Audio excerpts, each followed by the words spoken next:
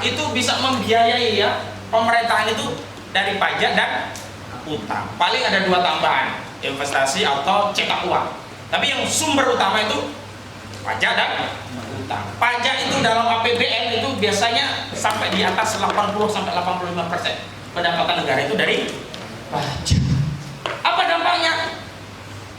Semakin tinggi pendapatan negara berarti semakin mencekik rakyat. Maka seluruh negara kapitalisme itu ketika mereka mendapatkan pendapatan tinggi dari pajak, hakikatnya mereka itu memeras rakyatnya. Jadi belum lama yang lalu kan kita dengar Pak Jokowi pergi ke Ukraina.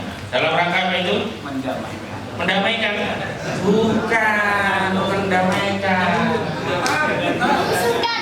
Cari gandum. Terkonfirmasi dari Kepala Staf Presiden Muldoko yang menghimbau masyarakat agar dapat memahami karena sebentar lagi Indomie dan Supermie. Nah ini juru bicara Presiden atau juru bicara PT Indofood Sukses Makmur ya. Bingung saya.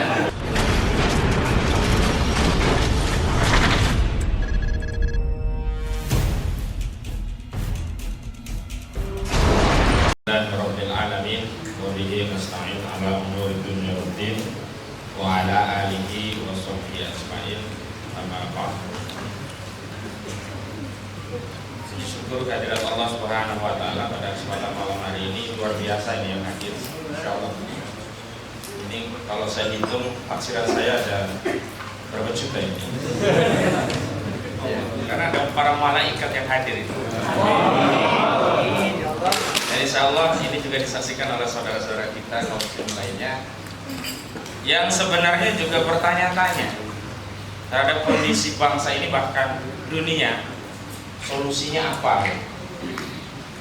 Rasanya persoalan krisis global yang diawali adanya dengan resesi yang terjadi di Amerika, juga perang antara Rusia dan Ukraina, yang hal itu menjadi penghambat rantaian pasokan ya pangan dan energi khususnya. Nanti Bung Agung Wisnuwardana lebih akan mendetailkan tentang adanya krisis pangan dan energi yang itu terganggu rantai pasokannya akibat perang.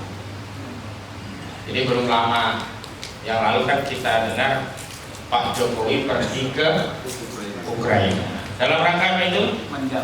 Mendamaikan. Bukan mendamaikan.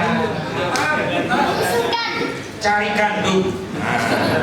Soalnya warga Indonesia itu pencinta bakwan, juga pencinta Indomie. Dan bahkan ada juru bicara Indomie menyatakan masyarakat harus bisa mengerti kalau Indomie dan Supermie naik. Dan itu disampaikan oleh KSP. Saya jadi bingung, jadi KSP kok ngurusi Indomie sama Supermie? Ini apa negara Republik Supermie? Saya heran. Jadi Presiden Joko Widodo itu datang ke Ukraina, itu diantara sebabnya adalah kekhawatiran akan pasokan gandum Indonesia, di mana Indonesia itu produsen mie instan terbesar dunia, tetapi semua bahan bakunya impor. Dan ketika terjadi perang antara Rusia dan Ukraina, juga ada resesi global ditandai dengan resesi itu dari Amerika. Dan kalau resesi itu berawal dari Amerika, resesi itu pasti menular ke seluruh dunia. Kenapa? Karena sistem ekonomi kapitalisme global dengan dolar sebagai medium of change ya, mata uang untuk transaksi internasional ekspor impor itu nggak pakai rupiah, nggak pakai uang rupiah, tapi harus pakai dolar. Maka kalau Amerika resesi, dia akan mengekspor resesi itu terhadap dunia melalui dolarnya. Dan atas hal itu beberapa produsen gandum itu mulai melakukan proteksi untuk ketahanan pangan negara mereka masing-masing, termasuk di India. India itu penghasil gandum, dan karena resesi dan juga dampak perang, mereka jaga-jaga. Jangan-jangan perang ini bukan hanya terjadi antara Rusia dan Ukraina, tapi akan meluas menjadi perang dunia ketiga. Jangan-jangan walaupun tidak luas, dampaknya adalah terhambatnya pasokan pangan dan energi, sehingga masing-masing negara yang pemimpinnya serius memikirkan rakyatnya hari itu berpikir bagaimana negara tidak tergantung pada impor dan rakyat tetap bisa makan walaupun bahan pangannya itu tidak bisa mendatangkan dari luar negeri. Dan itu yang menyebabkan India itu memikirkan nasib rakyatnya dengan menutup ekspor gandumnya. Khawatir nanti kehabisan pangan, gak bisa impor, sudah gandum diekspor. Dan karena pasokan gandum berkurang, maka Presiden Joko Widodo itu datang ke Ukraina dalam rangka apa? Membuka peluang impor gandum dari Ukraina. Kenapa? Karena Ukraina ya, negara-negara ex-Soviet itu rata-rata penghasil biji-bijian terbesar, termasuk gandum. Nah, gandum itu Ukraina tinggi ya, produksi gandum. Salam. Lanjut. Nah, karena dasar itulah ya untuk, nah ini juga bukan demi rakyat, demi pasokan gandum. Berarti demi siapa ini? Pabrik gandum. Siapa yang punya pabrik gandum? Polikarpi lagi. Wah, ya. Saya produsen bakwan ya. Kalau bakwan memang saya suka goreng gitu. Jadi kalau bakwan itu semacam kebutuhan primer keluarga saya. Nah, ada apapun kalau ada bakwan mantap lah. Penting ada bakwan sama cabai. Tapi hari ini bakwan mahal, nanti ada potensi kita puasa nggak makan bakwan. Dan juga cabai sudah di atas 100.000. Masya Allah, ini luar biasa. Ini dampak dari krisis. Saya lanjutkan. Maka Presiden Joko Widodo untuk memastikan pasokan gandum di Indonesia, dia melobi Ukraina agar mereka memberikan gandumnya untuk Indonesia untuk diekspor. Maka datang Presiden Jokowi kepada Protorov Zelensky, saya bingung ya bahasa Rusia ya, kayak Rusia, Zelensky gitu saja. Dan kenapa Presiden Joko Widodo harus datang ke Rusia? Wong ini import gandum dari Ukraina. Kenapa? Karena dagang itu bukan hanya beli bahan murah, tapi dipastikan barang yang dibeli itu sampai ke gudang kita. Jangan sampai beli gandum, uang sudah kita transfer, gandum dalam perjalanan ditenggelamkan di laut oleh pasukan Rusia. Kenapa? Karena wilayah laut di sana yang punya kendali adalah Rusia. Rusia gampang saja kalau mau mengirimkan bomnya ke kapal tadi, alasannya di situ ada aktivitas militer di dalam kapal. Bom selesai. Maka selain datang ke Ukraina, Saudara Joko Widodo juga penting datang ke Rusia untuk mendapatkan jaminan keamanan perjalanan import gandum tadi. Begitu ceritanya, saudara. Jadi bukan damai-damaikan. Gak ada urusan damai-damaikan. Lo ngurusi Papua aja gak damai-damai sampai sekarang. Ya kan? Betul. Gimana ngurusi luar negeri? 9 rakyatnya kemarin kan Papua meninggal, dibantai oleh kelompok kriminal bersenjata. Saya tambahin, kelompok teroris kriminal bersenjata. Tapi giliran kita ustaz-ustaz kita langsung dilabeli teroris, giliran yang jelas-jelas membantai, membunuh, tapi tidak disebut teroris. Jadi jangan disebut KKB, tapi KTKB, kelompok teroris kriminal bersenjata. Itu saja nggak bisa diurusi. Kasatnya bukan keset ya, kasat. Keset itu tempat untuk membersihkan kami kalau mau masuk ke rumah, itu keset. Kalau kasat itu kepala staf angkatan darat, namanya Dudung Abdurrahman. Tidak bicara sepatah kata pun ketika negara mengalami masalah ancaman kedaulatan negara, termasuk rakyatnya dibunuh oleh KTSBKT tadi. Tapi tiba-tiba kemarin ngomong masalah hoax. Saudara Dudung Abdurrahman menyatakan agar insan media mewanti-wanti ya agar tidak tersebar hoax di media. Ini kasat atau menteri penerangan itu. Kalau dulu masih ada Harmoko kita tentrem, karena Harmoko itu selalu mengawali ya, setiap menyampaikan pandangan selalu mengawali demikian. Bapak Presiden menyampaikan, nah, selalu begitu, diawali dengan Bapak Presiden. Saya kembali ke urusan Rusia tadi. Jadi urusannya itu kenapa? Karena ini dampak memang krisis benar, dan Saudara Joko Widodo berulang kali presiden ini ya menyampaikan bahaya resesi global, terutama akan adanya krisis pangan dan energi. Nanti Bung Agung Wisnupardana, spesialis krisis pangan dan energi, ya. Tapi beliau kayaknya makmur saja ini. Tidak ada nampak itu korina krisis ini. Yang ada makmur sekali hidup beliau, ya. Alhamdulillah. Takbir. Tapi apa yang didapat? Apakah kita mendapatkan pasokan gandum dari Ukraina? Terkonfirmasi dari Kepala Staf Presiden Muldoko yang menghimbau masyarakat agar dapat memahami, karena sebentar lagi Indomie dan Supermie. Nah ini juru bicara Presiden atau juru bicara PT Indofood Sukses Makmur ya. Bingung saya. Ya. Dari Sabang sampai Merauke Indomie. Ini Indomie harus bayar nih, saya endorse di sini. Mahal nih biayanya. takbir. Oh. Jadi yang didapat apa? Gagal. Kenapa? Justru ketika mau mendamaikan, yang terkenal adalah Saudara Joko Widodo penyebar hoax go internasional. Kenapa? Karena katanya Presiden mendapatkan pesan tidak tertulis dari Zelensky yang harus disampaikan kepada Vladimir Putin. Tetapi tiba-tiba otoritas Ukraina membantah. Kagak pernah kita titip-titip, enak aja lu. Gua sama Safi lagi perang sama dia, kok titip-titip pesan. Kalau gua mau ngomong sama dia, gua pidato langsung. Bahaya nih, Zelensky tahu kalau informasi ini tidak diklarifikasi, Zelensky bisa dimarahi oleh rakyat Ukraina. Bagaimana mungkin rakyat diajak berperang dengan Rusia, kok tiba-tiba dia titip pesan lewat Saudara Joko Widodo? Jangan-jangan main mata ini Zelensky. Maka Zelensky harus segera mengklarifikasi. Dan karena ya ini hoaxnya go internasional, gak dapat gandum. Dapat gandum gak? Gak dapat. Dan dampaknya apa? Otoritas gandum, KSPE salah ya. KSPE itu bukan otoritas gandum. Kepala Staf Presiden menyampaikan Indomie sama Supermie akan naik.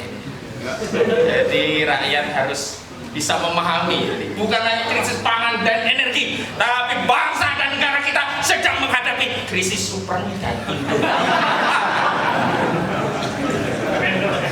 Tapi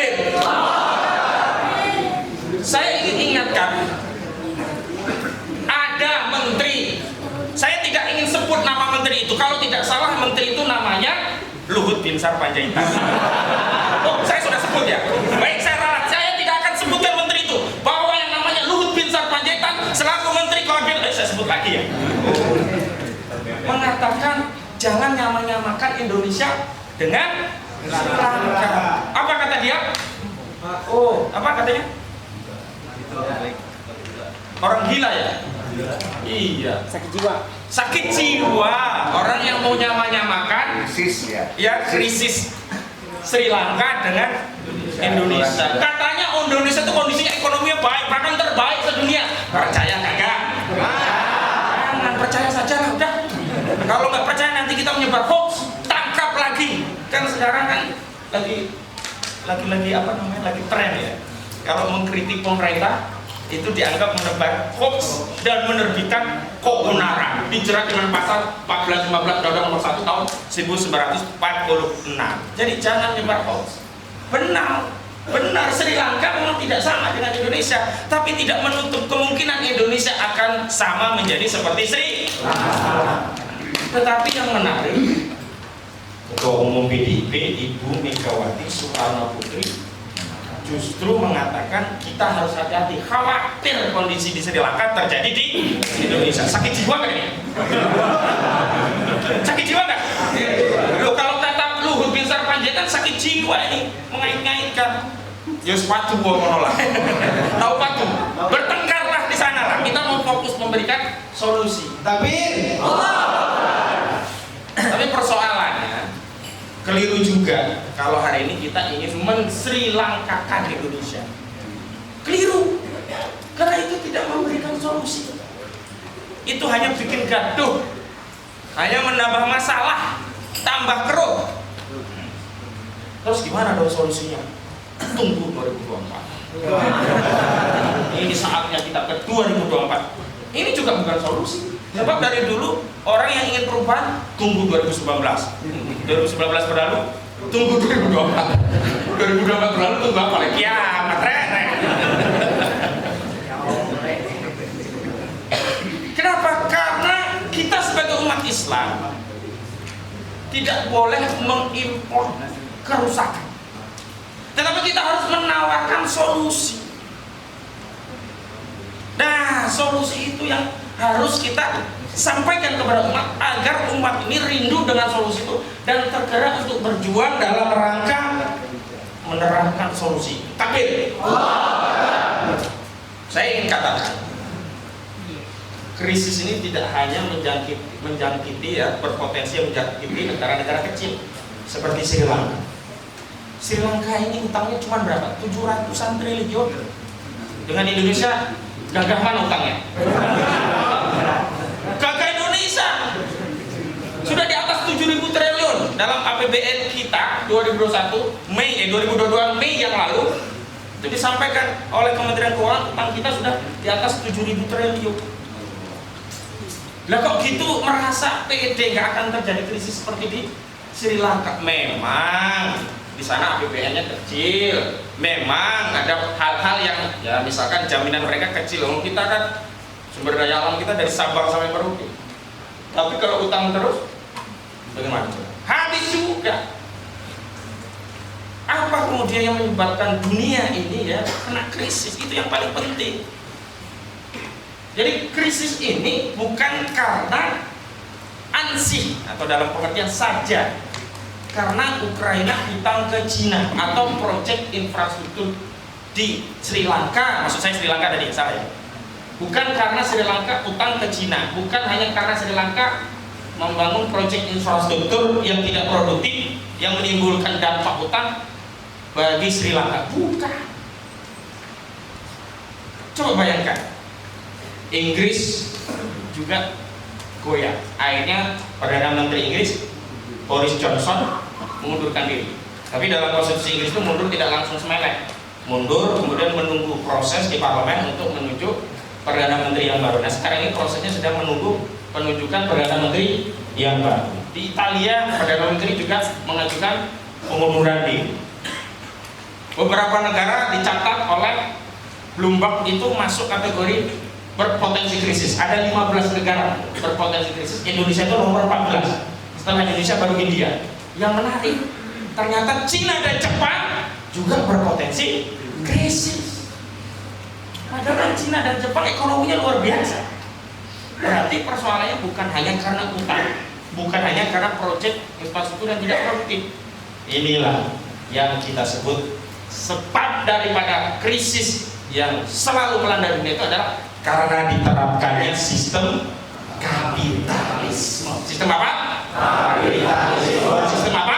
Kapitalisme. Sistem apa? Kapitalisme. Dan mungkin sudah banyak yang membaca tulisan seorang sejarawan politik. Saya tidak tahu namanya siapa. Ya. Di situ saya sudah menjelaskan ya dalam tulisan panjang sebab daripada krisis ekonomi dunia ini tidak hanya melanda Sri Lanka tapi melanda seluruh negara yang menerapkan sistem kapitalisme, ideologi kapitalisme. Dan apa masalah ekonomi mereka? Itu ada 6 hal. Dimanapun, termasuk di negeri ini, termasuk di Sri Lanka, termasuk di Jepang, termasuk di Amerika yang konon sebagai kampionnya kapitalisme, kampionnya negara demokrasi. Apa yang pertama? Yang pertama itu masalah kapitalisme itu adalah kebebasan kepemilikan. Ini yang menyebabkan orang kaya makin kaya, orang miskin makin miskin. Ini yang menyebabkan harta yang diciptakan oleh Allah Subhanahu wa taala yang sudah Allah tetapkan ada pembagiannya. Ini milik pribadi, ini milik umum, ini milik negara, itu dirampas semua jadi milik individu. Coba saya kasih analogi. Kenapa sih emas, batu bara, tambang-tambang itu dalam Islam masuk kategori milik umum bukan milik individu? Haram bagi individu, korporasi, swasta atau asing memilikinya, menguasainya. Kenapa? Saya kasih analogi sederhana. Kalau ada seorang punya duit beli tanah, kemudian dia tanam durian, durian itu tumbuh, kemudian berbuah lebat. Dia mengklaim, ini durian saya, tidak boleh ada yang memetik kecuali saya, kecuali atas izin saya atau membeli dari saya. Benar nggak nih orangnya seperti ini? Benar, karena dia ada usaha untuk menghasilkan durian tadi. Dia membeli tanah, membeli bibit, menumbuhkan durian, berbuah lebat. Wajar kalau buah itu milik dia, ya. Dan dia melarang orang lain untuk memetik durian itu kecuali atas izin dia. Membeli juga boleh atas izin dia. Sekarang saya mau terapkan kepada al-milkiyatul ammah. Saya contohkan saja biar tegas. Luhut bin Sarpanjaitan, ya, punya tambang batu. Emang dia pernah nanam batu bara? Pernah menyirami batu bara? Pernah membibit batu bara? Pernah mengembangbiakan batu bara? Batu bara, minyak, emas, itu semuanya adalah karunia Allah Subhanahu wa taala, diciptakan oleh Allah. Tidak ada usaha manusia. Maka benar kemudian Allah menetapkan batu bara, emas, minyak itu milik umum, milik bareng-bareng. Dan negara yang mewakili. Sehingga apa? Kalau negara yang mengelola, hasilnya dibagi bareng. Sekarang emas dikuasai Freeport. Freeport, ya, nanti fitnah kalau saya nggak bisa ngomong F, ya. Freeport itu menguasai emas. Padahal nggak pernah nanam emas. Kalau Freeport datang ke Indonesia nanam pohon jambu, ya, lebat, kemudian ini milik Freeport jambu itu, ya monggo, nah. Dan nggak akan ganggu kepentingan umat, kepentingan publik. Tapi kalau sudah emas, ganggu. Pertama, ganggu masalah pembagian hak umat, sehingga umat yang memiliki hak atas barang-barang publik tadi jadi tidak bisa mengakses barang-barang tadi karena dikuasai individu, swasta atau korporasi. Yang kedua, dampak eksploitasi tambang tadi. Kalau yang menambang itu swasta, dia fokusnya cari duit, cari emasnya. Rusak jalan, bodoh amat. Lingkungan rusak, bodoh amat. Bahkan ya meninggalkan lubang-lubang yang akan mencelakakan manusia, banjir dan sebagainya, bodoh amat. Dan itu sebenarnya kemarin dikritisi oleh Bang Edi Mulyadi pada kasus IKN. Ada 50 lubang tambang yang berpotensi mendapatkan pemutihan dosa karena tidak ada lagi kewajiban reklamasi karena menjadi lokasi IKN. Ini kenapa Allah Subhanahu wa taala itu tetapkan barang-barang itu milik umum, walaupun ini hikmah, ya, bukan ilah. Karena jelas dasar kepemilikan umum itu adalah al-muslimuna as-suraka'u fi salasin fil ma' wal kala' wan nar. Itu hadis pertama. Yang kedua, hadis dari Abiyad bin Hamam. Suatu ketika Nabi Shallallahu Alaihi Wasallam itu dimintai tambang garam, bilhaq. Ya, karena Rasulullah itu orangnya baik hati, ya. Kalau mungkin mau minjam istilah sekarang, ya, baik hati, tidak sombong, ya, pengertian, ramah, tampan, dan sangat masa Rasulullah itu seperti mencilat kuda sendiri. Sesuatu sudah dikasih kemudian diambil kembali. Ini menjadi korinah, indikasi bahwa tambang yang depositnya melimpah, dalam hal ini kasusnya garam, itu tidak boleh dimiliki individu, dalam hal ini Abiyad bin Hamam. Maka harus ditarik, dikelola negara agar manfaatnya bisa bareng-bareng.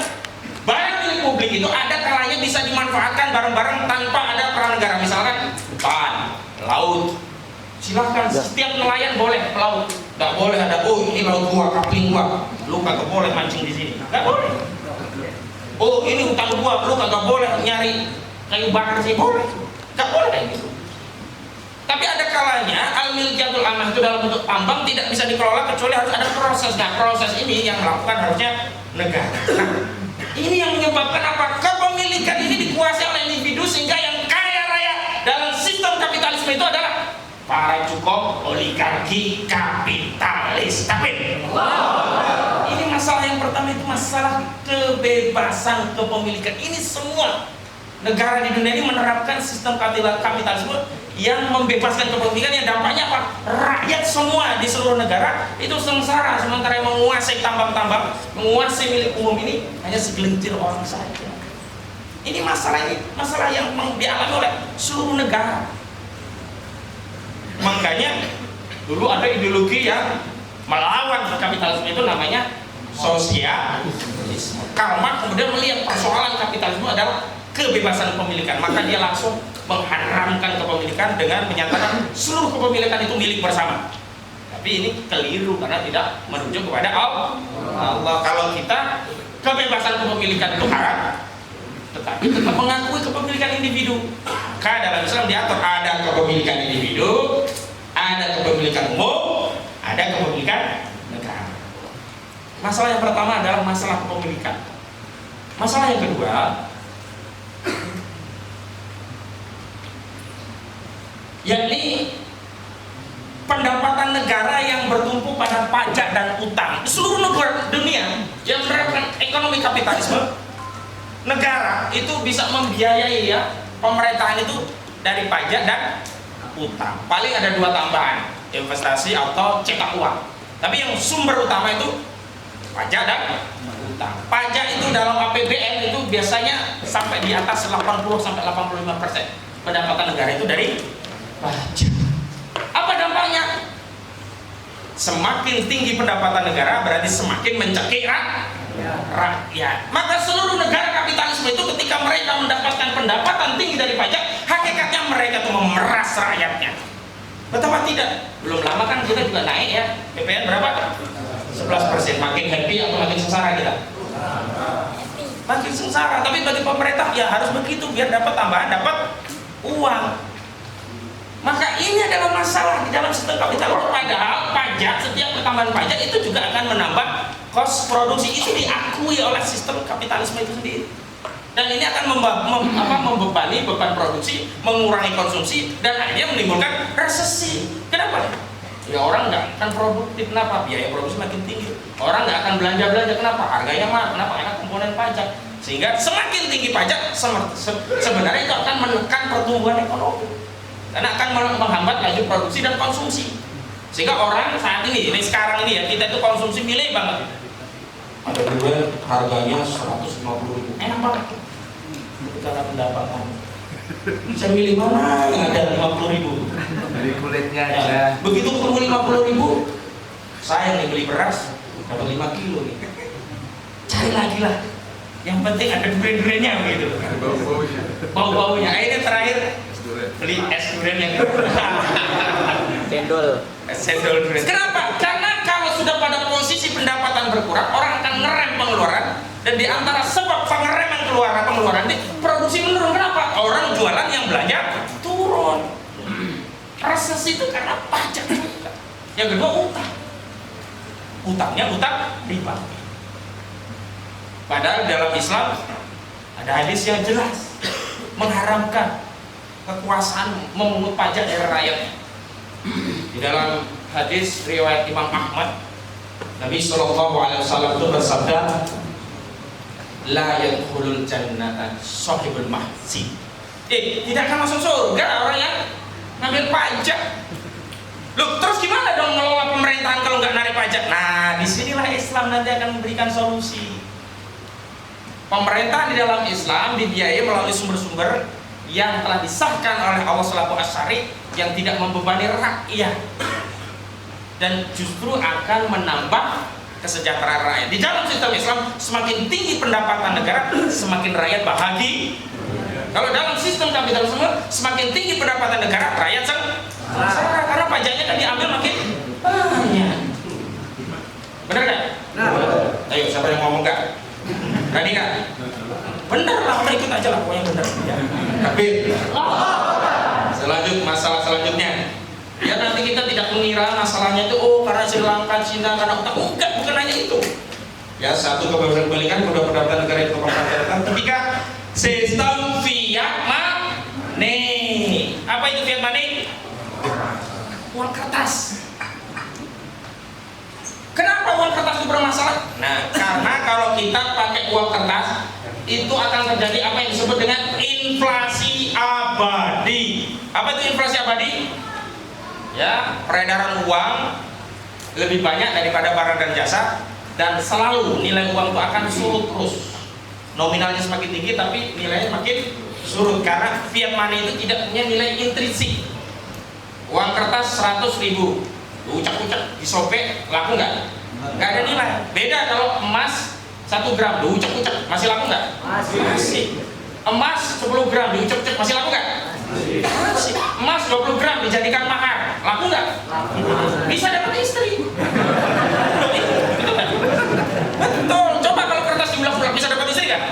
Oh, masih bisa.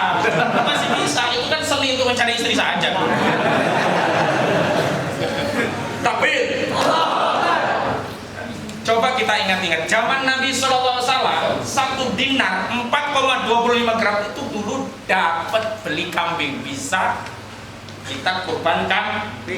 Hari ini 1 dinar bisa beli kambing nggak? Bisa, hitung saja 1 gram berapa? Nah, kali 4 saja. Nah, 4 juta dapat kambing nggak? Dapat. Coba uang hari ini, uang 1 juta bisa beli apa? Namanya 1 juta. Iya kan? Begitu belanja sebentar, cepat habis. Makanya saya menghindari belanja. Takut uang saya habis. Tapi setelah saya tidak belanja, kok nggak ada uang? Oh, ternyata problemnya saya nggak ada uang. Nah, uang ini semakin menurun. Coba ingat, saya masih ingat. Nah, ini curhat ya. Curhat, Mak. Ya gimana? Dulu 2.500 rupiah itu dapat rokok Gudang Garam Internasional. Ya. STS. Dulu 500 perak keluar dari kantin, keluar dari sekolah ke kantin dapat rokok 1 batang. Sekarang 1 batang 500 perak dapat nggak? Dapat. Gudang Garam Internasional 2.500 dapat nggak? Nggak dapat. Dulu zaman saya kecil 15.000 dapat 1 gram emas. Sekarang 1 gram berapa? Tadi 900.000. Ini akan selalu terjadi inflasi abadi. Dan dunia ini guncang oleh sistem fiat money. Terjadi inflasi abadi saat dunia melepaskan keterikatan uang mereka dengan emas dan perak. Dan itu terjadi pada saat Amerika mengawalinya dengan melepaskan diri daripada kesepakatan Bretton Woods pada tahun 1970, dan sejak saat itulah dunia menghadapi inflasi abadi. Dunia menghadapi masalah moneter. Kenapa? Karena dolar Amerika dicetak oleh Amerika tidak lagi terikat dengan emas. Dia suka-suka Amerika cetak terus. Kita nyari dolar harus susah payah, harus kerja ya, harus banting tulang, ya, peras keringat, jual suara. Kalau saya kan jual suara. Saudara terdakwa. Jadi maksud surat terdakwa kenal sama saksi tidak? Hakim, ini nggak kenal sama saksi. Catat ya. Saya harus jual suara untuk mendapatkan dolar. Ya. Tapi Amerika tinggal cetak dolar jadi. Dan kemarin ketika cepet ada resesi global. Kalau resesi global itu pasti dia akan menaikkan suku bunga. Kenapa? Untuk menahan ya laju inflasi. Tapi kalau dia menaikkan suku bunga, apa dampaknya bagi dunia? Dolar-dolar seluruh dunia lari ke Amerika karena mencari safe haven namanya. Cari gain atau bunga atau keuntungan atau nilai yang lebih tinggi daripada naruh dolar di luar negeri. Maka kemarin itu setelah The Fed menaikkan suku bunganya, dolar-dolar lari, termasuk di Indonesia kemarin sampai 15.000 rupiah.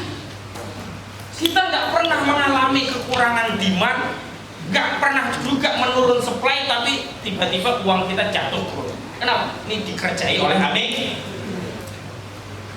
Selama dunia ini tetap menggunakan fiat money, maka selamanya masalah moneternya akan selalu menghantui dunia. Akan terjadi inflasi abadi. Apalagi kalau sampai cetak uang. Kalau bank, otoritas bank cetak uang, itu sama saja mencuri tabungan kita. Kenapa?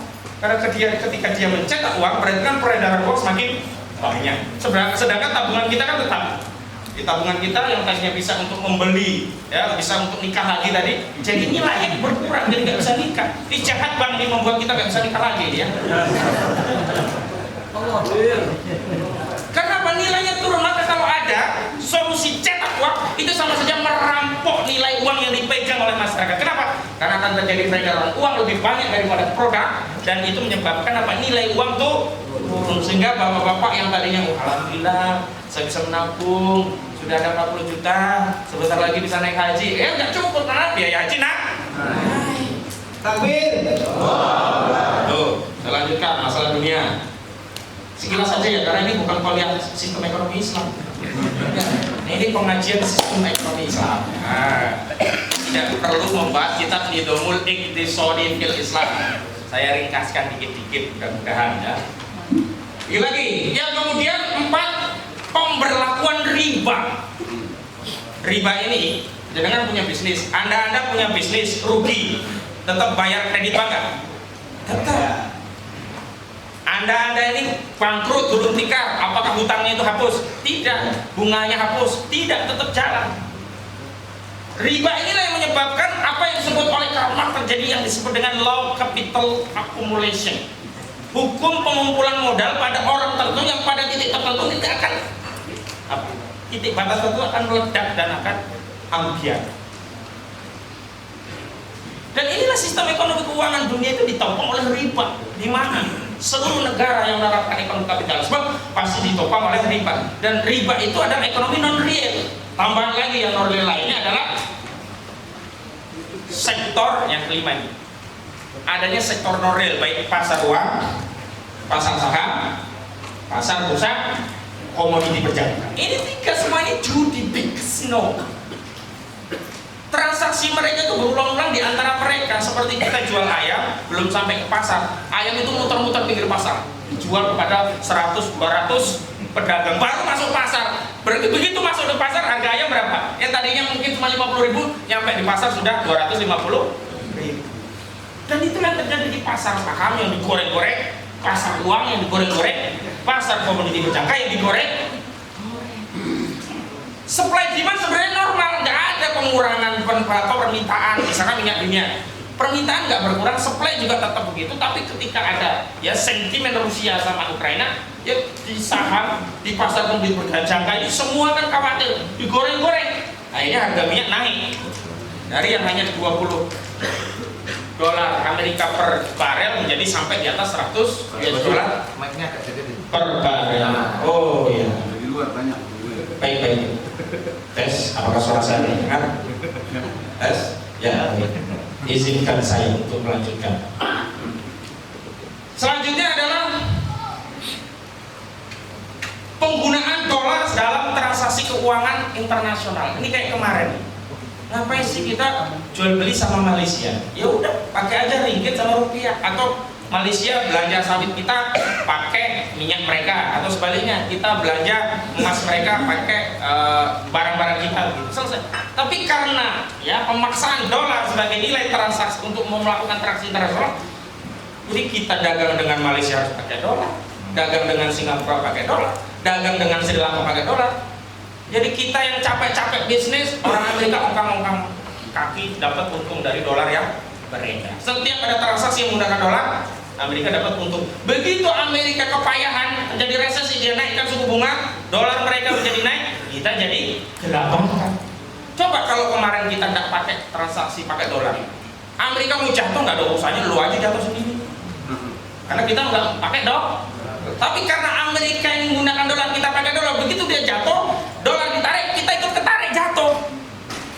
Karena kita terbawa oleh sistem keuangan global yang menggunakan dolar. Jadi ketika dolar turun, kita ketarik. Maka kita harus putus. Maka apa cara untuk menghadapi krisis ekonomi global ini? Nah, saya bacakan ya. Solusi Islam dalam mengatasi krisis ekonomi dan ancaman resesi global adalah dengan menerapkan syariat Islam yang diterapkan oleh institusi khilafah yang bertujuan menghilangkan sebab-sebab krisis, yakni menghapus kebebasan kepemilikan, menghapus pendapatan negara yang bertumbuh pada pajak dan hutang, menghilangkan sistem fiat money dan menggantinya dengan sistem lokal, menghapus riba, mengakhiri dominasi dolar Amerika sebagai medium of change perdagangan internasional, dan menghapus transaksi di sektor non real yang hakikatnya adalah big casino, baik pasar uang, pasar saham ataupun pasar bursa komoditi berjangka. Itu solusi Islam. Caranya bagaimana? Ya memang tidak bisa kecuali dengan khilafah. Kenapa? Kalau negara tidak boleh mengambil pajak, tidak boleh mengambil hutang, kita hapus pajak dan hutang. Penerimaan negara dalam Islam itu dari mana? Dari dua sektor kepemilikan, al-milkiyatul amah dan al-milkiyatul daulah. Apa yang masuk al-milkiyatul amah? Banyak sekali. Tambang, hutan, laut, lembah, semua kekayaan itu semuanya menjadi pemasukan negara. Bung Agung tuh pernah ngitung-ngitung kemarin, baru 6 komoditi saja yang masuk al-milkiyatul amah itu sudah dapat 4.000 sekian triliun. 4.215 triliun. Baru 6 komoditi: laut, hutan, emas, batu bara, emas, gas alam. Ya. Satu lagi apa? Nikel. Nikel. Ya, baru segitu saja sudah 4.215 triliun. Apalagi kalau semua milkiyatul amma itu masuk menjadi pemasukan negara. Yang kedua, dari al-milkiyatud daulah, apa saja yang masuk al-milkiyatud daulah? Ada khoros, fai, ghanimah, usyur, termasuk jizya, termasuk al-milkiyatud daulah itu adalah harta zakat, karena yang punya wewenang menjadi amil, menarik dan mendistribusikan zakat menurut syariat itu adalah negara, bukan yayasan, bukan lembaga.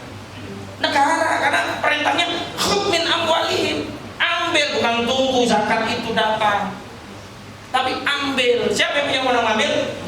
Negara, dan itulah negara di. Jangan kalau pikiran begitu memang negara ya, zakat ambil negara, infak ambil negara, sedekah ambil negara. Untuk apa? Masih subsidi kan? Gak gelem. Infaknya untuk bangun IKN.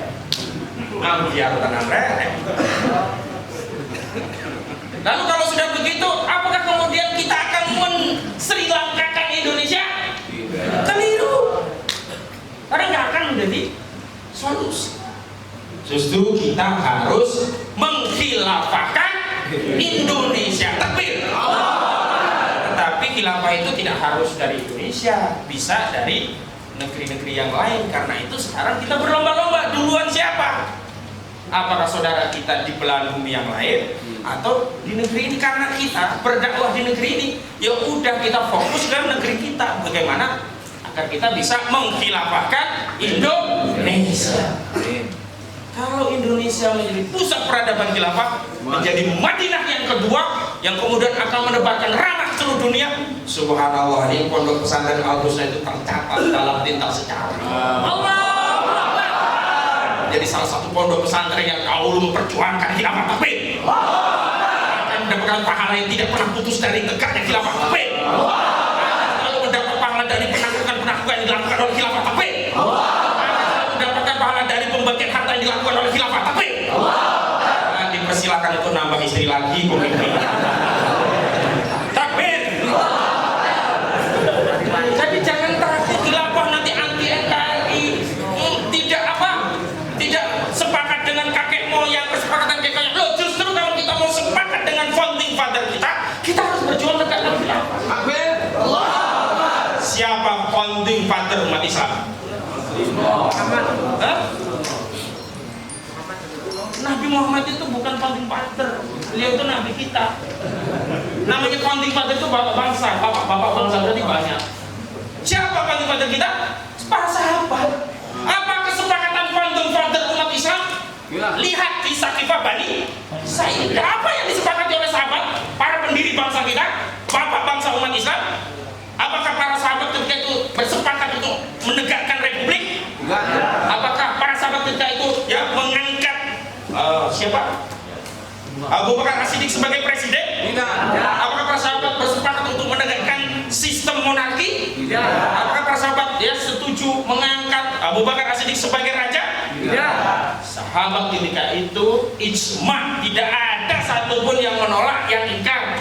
Mereka ijma bersepakat dengan sistem dan kemudian membaiat Abu Bakar sebagai khalifah. Mudah sekali hari ini kok katanya memperjuangkan khilafah, menyelisih kesepakatan para pendiri bangsa.